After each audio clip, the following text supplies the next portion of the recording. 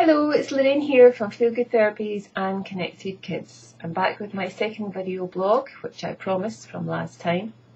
And this one we're going to maybe just have a quick chat about the different approaches there are to meditation. So my last meditation blog, if you missed that, go to feelgood-therapies.com and look at the info and offers page and you'll see some health tips and you'll find my video blog there. And in that I gave basic tips for beginners and those needing to refresh on how to get set and try meditation.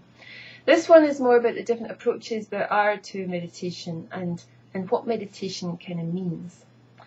So when I first started to learn meditation, my mum tried to teach me, and she would ask me to sit with my eyes closed and just focus on my breath, and then she'd maybe say a few words at the beginning and then that was it. And we would sit there for maybe about 20 minutes and I would do one of two things. I would either fall asleep because I didn't know what I was doing, I was pretty tired, or I would sit there thinking, I have no idea what to do with all these thoughts and things that are going on in my head. So my mum's intentions were good, but it left me a little bit unsure exactly what to expect from meditation. So I'm going to try and clear that up for you if you've been trying meditation so that you can see that it's not exactly a one-size-fits-all kind of solution. There are many, many different ways that we can meditate. So when we are learning to meditate, when we're teaching our beginners class in our course, we teach people to relax their body.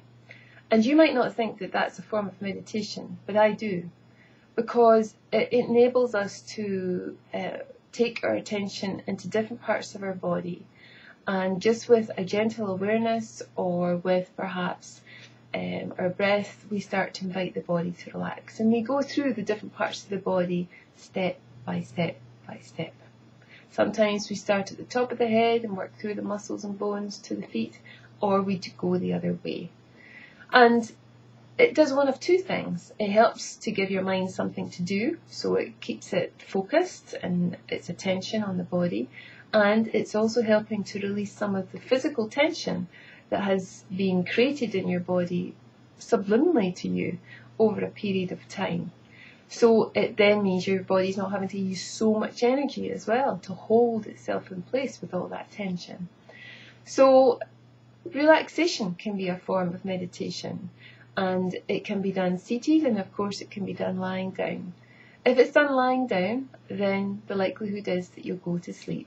And any of you who've been to yoga classes where they do the relaxation at the end will know when they hear the snores that somebody has fallen asleep. But really, ideally, you might want to even practice relaxation being seated, because that way you won't necessarily fall asleep. You may do a little bit of the noddy dog. I call it the noddy dog, which is the head going forward like this when we're extremely tired and we want to go to sleep, but we can't because we're not in that lying down position. So what you find there is that that's your body's way of trying to keep you relaxed but alert. So relaxation, wonderful way to start learning how to meditate. Other ways to meditate include focusing on our breath. We talk about the breath in our meditation classes because it's a great, wonderful tool to have in meditation. And it really becomes the anchor of awareness in every moment. So most of the time we're not noticing our breath. Most of the time we're absolutely clueless that our breath is going on until I say something like, please notice your breath. And now that I've said that, you're going, oh my goodness, yes. Oh, my breath is quite short or quite shallow. Actually, I'm not that comfortable now. And so you start to pay attention not only to your breath but to your body as well. So noticing the breath can be very effective as a way to give your mind something to do. Again, keeping your mind focused. But it also means that if any strong emotions or any kind of other thoughts come up during a meditation, if you work with the breath initially, then you will find that you've got this anchor you can come back to again and again with each breath. And we teach in our classes how to use words with breath, or perhaps to count the breath, and how to notice how the breath moves in and out of the body. And those are all great ways of combining what I would call meditation with the breath. And the great thing about learning the breath meditation is that you actually then can do anything and be with anyone, and all you need to do is notice your breath. And if you know some of your little meditation techniques with the breath, you just start to practice them there and then, and you just notice how important it is for you and helps you to relax. Because you see, the breath is involved in our stress response, and when we feel stressed, what we tend to do is breathe faster because we want to pump more oxygen around our body. And if we're unaware of this faster and more shallow breathing that goes on, it actually helps us to cultivate a stress response, a fight or flight. Whereas if we pay attention to the breath, when we start to feel that happening, then the breath starts to relax. In fact, there's even some ways of breathing with the diaphragm that can send a relaxation signal to your brain. So it's a really powerful tool in terms of meditation. So there we go, we've got the breath and we've also got the body. I also like to include what I call visualization in meditation. And that means working with your imagination.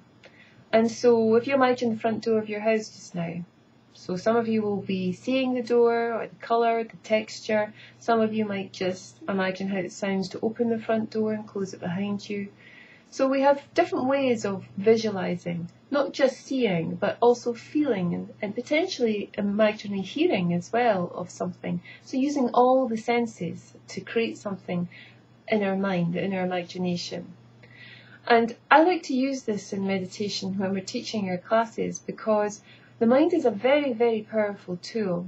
In fact, when I do a particular exercise in our Connected Kids class where I show people that the mind can bring about a physiological change in the body just by the use of your imagination.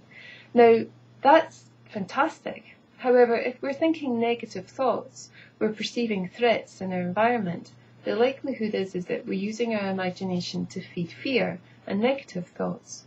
But meditation can teach us how to let go of those thoughts and those fears.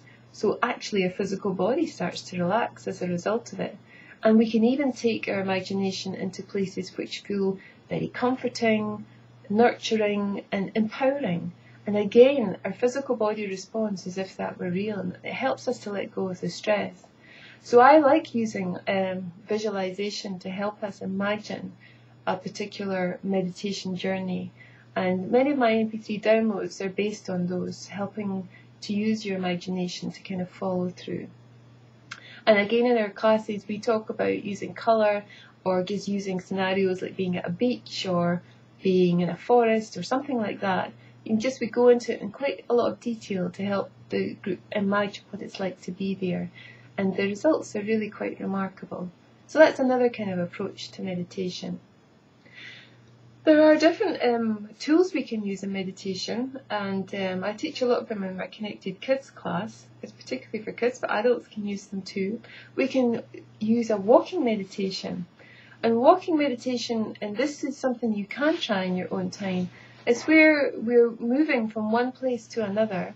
And usually we pay no attention to anything around us except paying attention to the thoughts in our head. What have I got to do? I've got something else to catch up with. How am I going to make that happen? Oh, that person doesn't like me. Blah, blah, blah, blah, blah. All these thoughts going on. And there's a whole world around us that we're absolutely oblivious to. So walking meditation is really nice where we don't need to walk like a zombie. It doesn't mean you have to walk really slowly, but you walk at your normal pace and you pay attention to things like how your feet feel on the ground, or maybe you notice what sounds you can hear around you. Or maybe you notice your breath, or maybe the temperature of the air, if it's cold or it's warm. Or maybe there are other things of smells that you might pass, shops in the street. So that's a walking meditation where we really pay attention to the environment around us. And what happens when we do that is that we take our mind away from those negative thoughts that are circulating around in our head, and we give ourselves a moment of reprieve where we actually just pay attention to the world around us through our senses. So walking meditation can be very effective. You probably know or have heard of mindfulness, and mindfulness it's quite curious to me, mindfulness, because I was practicing mindfulness but then it didn't necessarily call it that because no one had told me that's what it was called. But mindfulness is about being very present in the moment, being very present with everything that's going on in this particular moment. So there are particular approaches to mindfulness. It's a Buddhist practice where it comes from originally, although it's being embraced very enthusiastically by the medical psychiatric profession, because it has a very effective way of helping people. And it's a way of doing just some of the things I've mentioned already, focusing on the senses, focusing on the breath, relaxing the body. Sometimes we like to combine words with a meditation. In Reiki, we teach the Reiki principles. And for example, one of the principles in Reiki is, just for this moment, I will not feel angry, or I'll not be angry. And we use those words with the in and out breath, and we just pay attention to how we feel when we use those words when we breathe in and out. So that could be another approach to meditation, very effective actually, in helping us to reduce whatever it is that we're working with at the time, or to, if we're breathing in and out with the words, so I am feeling peaceful, then perhaps we would start to notice that sensation, that feeling of peace inside. And then I suppose the final way of approaching meditation is the one that most people think of when they think of meditation, which is chanting, ohms, sitting cross-legged.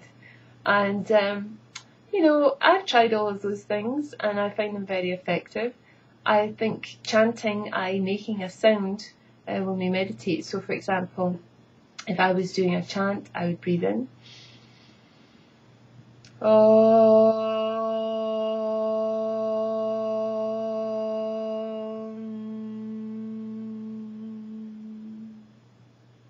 So making a sound, and that is a form of meditation. And the reason it's a form of meditation is because whilst I'm doing that, I'm paying attention to the sound I'm making, and I'm feeling the vibration in my body. Plus the Om is a very sacred sound that you can make in meditation. It can help to bring in a feeling of stillness. So, of course, not everybody wants to practice chanting. I was extremely shy about chanting and anything like that when I first started meditation. But I've got very used to it now, and sometimes I use it and sometimes I don't. So I just wanted to show you the whole different range of types and approaches to meditation that there are. And my best advice is choose the one that you feel most comfortable with. Because if you choose that, then you're more than likely to work with it again and again and again. And then once you get a bit bored of that one, because we do get bored sometimes with the same technique, then you can try a different technique and see what happens with that. So best of luck, and if you need any advice on learning meditation, then please visit our website, feelgood-therapies.com, or if you're more interested in teaching children meditation, connected-kids.com. Thanks very much and have a great day.